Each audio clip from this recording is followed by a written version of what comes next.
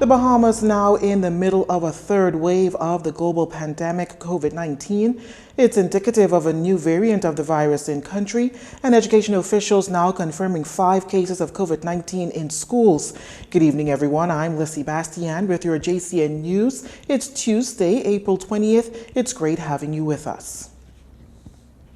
The country is in the middle of a third wave of the COVID-19 pandemic, according to Health Minister Renwick Wells, as he addresses the recent spike in COVID-19 cases throughout the islands. The minister telling reporters this morning ahead of cabinet meeting that health officials are engaging in activities done during the second wave of the virus to mitigate and bring down the incidence of COVID-19.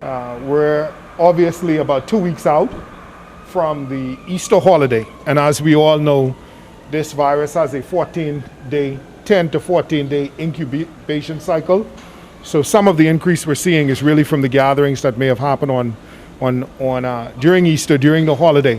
But at the end of the day, we would have already seen prior to that, the 3 weeks prior to that, that there was a trend in increasing cases.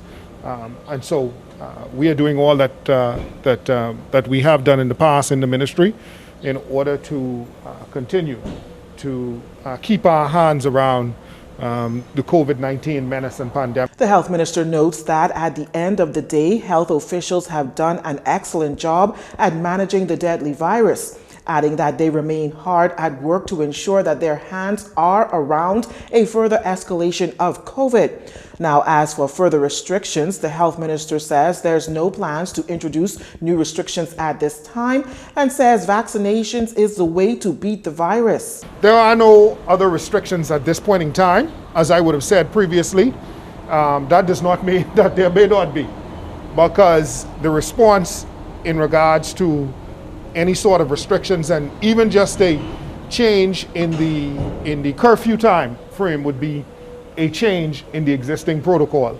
But at the end of the day, those things are contingent on what we are experiencing in the country in regards to the increase. As I would have said previously, we are in the business of seeking to deploy the vaccine, get as many Bahamians vaccinated as possible, because I've always said there's only 2 ways to herd immunity. Everybody in the country is exposed to the disease, or the vast majority of us become vaccinated. Asked what other recommendations are being made by health officials, Minister Wells says this. Well, at the end of the day, we're doing the things that we did in the past. We are aggressively contact tracing, as we always have been. We may beef up the contact tracing a little bit more. Again, we are testing.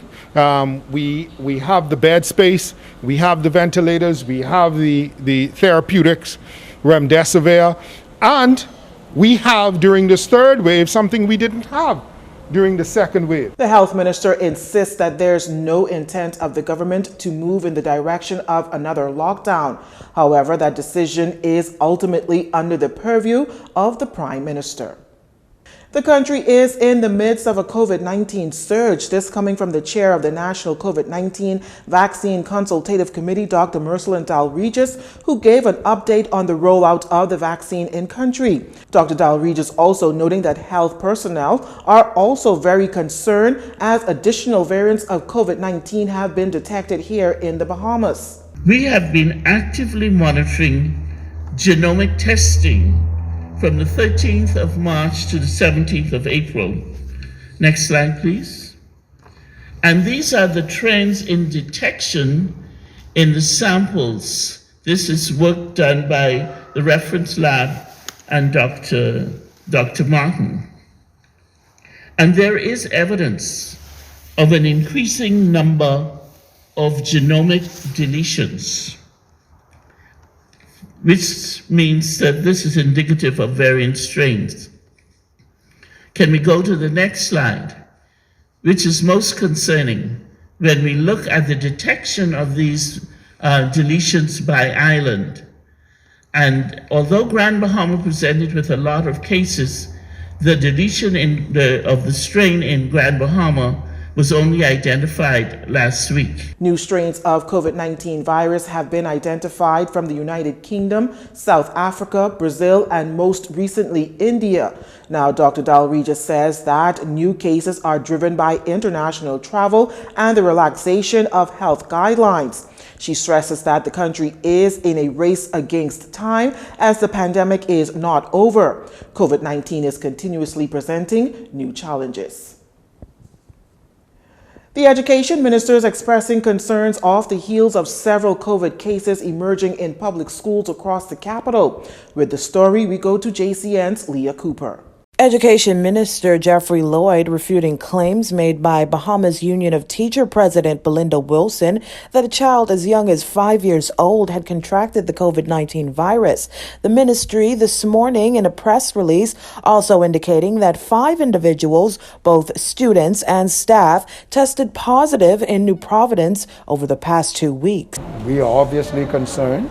We are paying very close attention to the situation in our schools.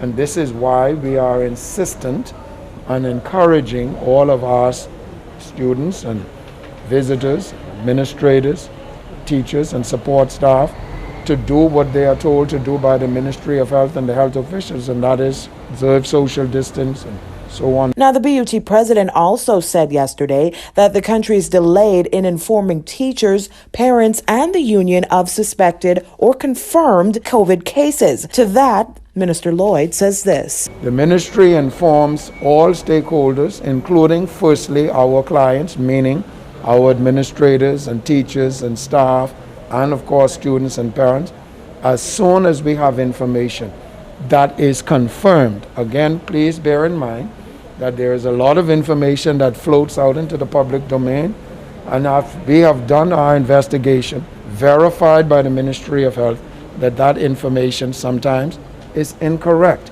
and we cannot afford to put out information from an official source like the ministry that is incorrect. And I gave an example about the 5-year-old. That is not correct. I gave an example about the Fresh Creek School in Andros. That is not correct. So we want to be sure that what we disseminate from the Ministry of Education is the correct information as provided to us by the health authorities. Minister Lloyd adds that the ministry has been in communication with health officials and has asked them if it should return to virtual learning on New Providence. Here's their response.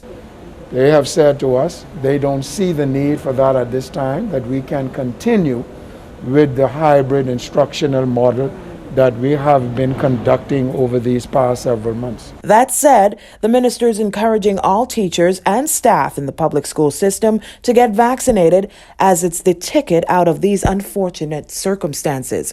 Reporting for JCN News, I'm Leah Cooper. National Security Minister providing an update on that deadly shooting last Thursday that killed 6 men and wounded a female and a 2-year-old child.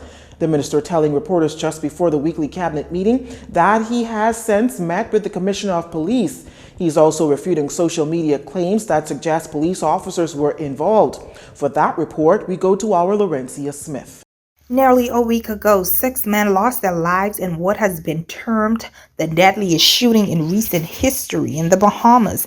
And since then, reports have circulated on social media with pictures of 4 young officers allegedly involved. While National Security Minister Marvin Dames telling reporters just before the weekly cabinet meeting that there is no information to suggest that the officers were involved in that shooting massacre. There has been some information circulating in respect to who may or may not have been responsible for the incident. And names are being called with absolutely no factual information related to the matter. And I just want to warn members of the public to be responsible. Now, I know that there are certain individuals out there who are acting on behalf of others, and it could cause problems. You don't want to call people's names when they're not connected with the matter, because it's very difficult to bring that back. He says he met with the Commissioner of Police on Monday and is encouraged by the signs he's seeing in respect to their investigation and however officers are proceeding with matters. However, he's warning the public not to speculate and to act responsibly. But there are some individuals out there who seem to revel in chaos. And there are others out there who use surrogates to put out false and erroneous information against others. And this case involving where people are calling police officers names is particularly disturbing to me, especially when there are no facts to suggest that police officers are involved. It bothers me, and we need to take into account those officers and their families. All right. I am proud of the Royal Bahamas Police Force, our law enforcement agencies on the whole, and the work that they continue to do to keep us all safe. The minister adding that he's very concerned, especially when reckless statements and allegations are made regarding individuals, police officers in particular. And I'm just warning and cautioning members of the public to act responsibly. Let's leave the investigations up to the police. Following the incident last week Thursday at the intersection of Jerome Avenue and Chesapeake Road, Commissioner of Police Paul Rule during a press conference said that they have established an incident room to facilitate with investigations. The minister encouraging members of the public who may have any information to contact the police.